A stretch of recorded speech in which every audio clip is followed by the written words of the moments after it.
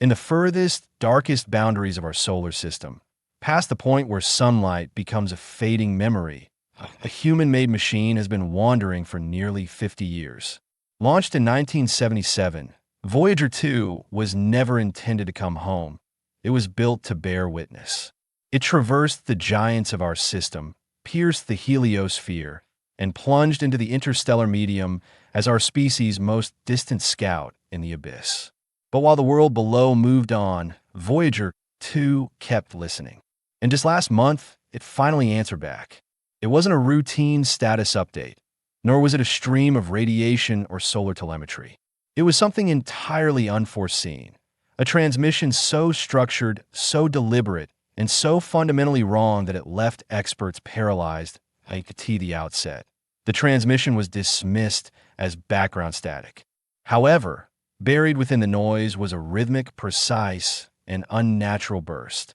When scientists decoded it, expecting mere interference, they instead uncovered a terrifying reality, a pattern that was intelligent, sophisticated, and undeniably not from Earth. When they traced the signal's origin, they realized something was moving alongside Voyager 2. It wasn't drifting or caught in an orbit. It was tracking. In that instant, the aging spacecraft ceased to be a mere machine.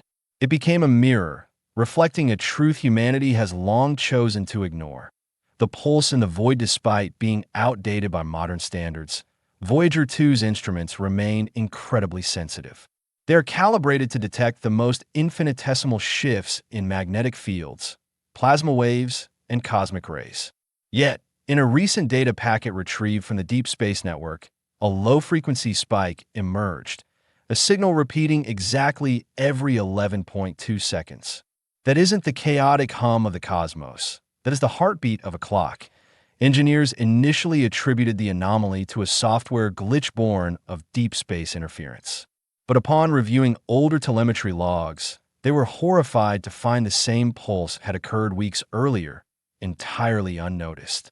Now, utilizing AI-enhanced filtering, a disturbing image has formed. The pulse wasn't just persistent. It was growing in intensity, and its source was external to the probe. Even more unsettling was its spectral signature, a fingerprint of inverted hydrogen resonance.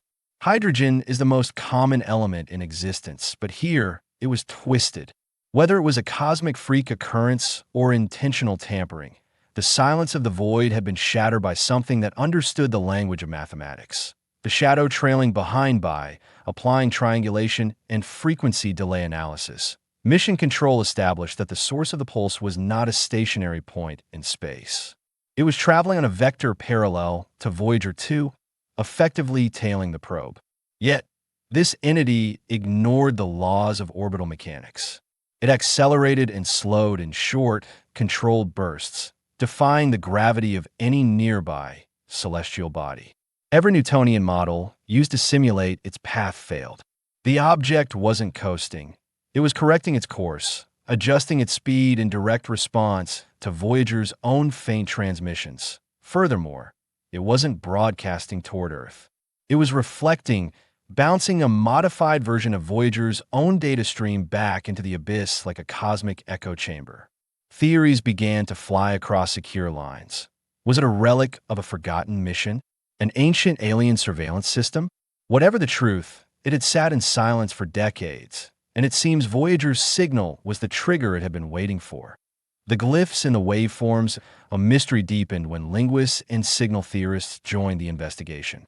Within the anomalous transmission, they found binary segments that did not originate from any NASA command protocol.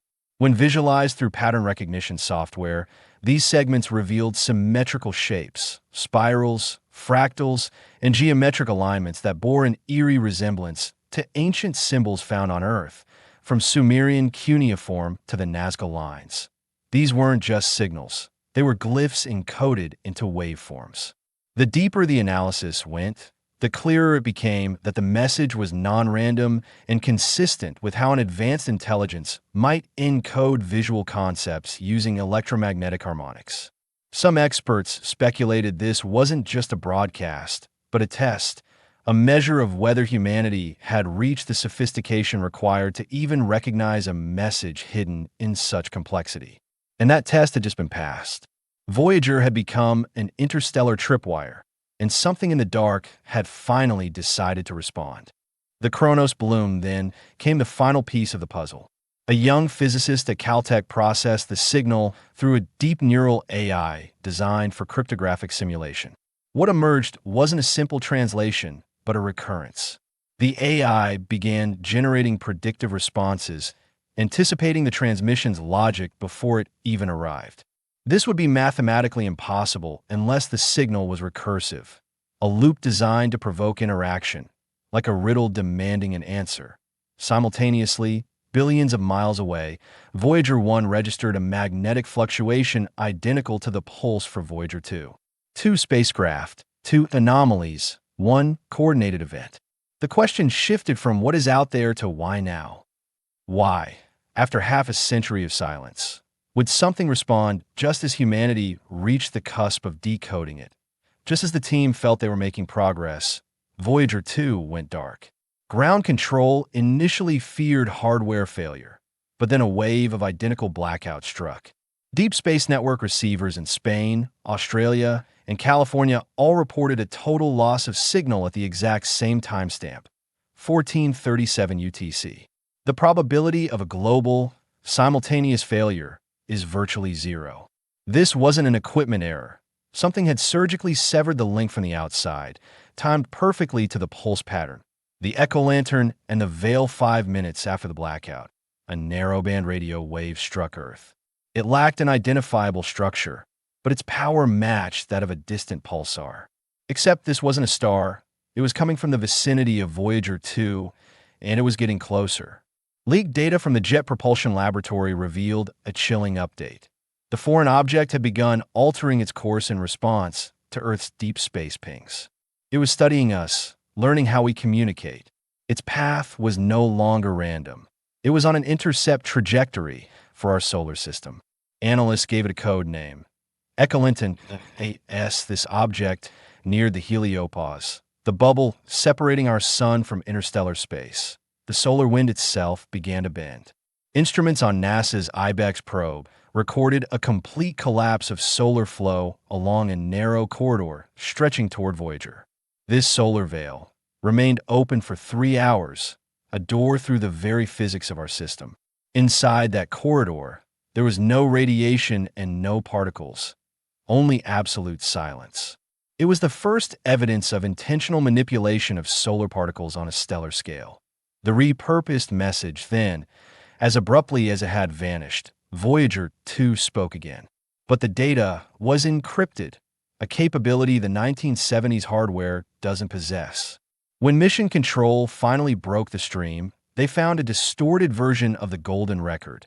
The message of hope we sent into the stars in 1977. But this version was wrong. Human voices were played in reverse. The music was pitch shifted into haunting tones, and the star charts were reflected. The coordinates on the cover no longer pointed to Earth, but to the empty voids between stars. It was as if Voyager had been hijacked, its message repurposed to say, "We are listening now." Engineers discovered that several command subroutines in the onboard computer had been rewritten.